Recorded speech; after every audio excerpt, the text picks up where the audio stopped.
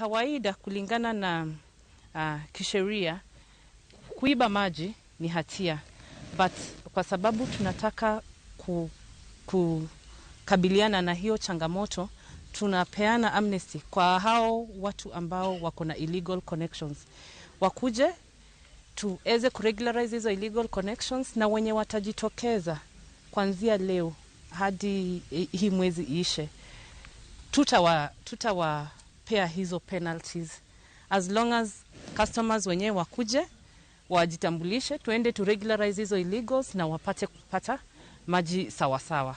Kile tuna recover only is 60% ya maji yenye tunasambaza. We lose around 43%. We can't account for it.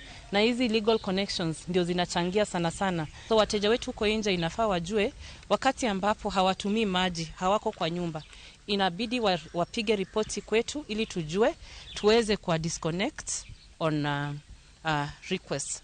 Hiyo sasa kwa system inaitwa turn off on request.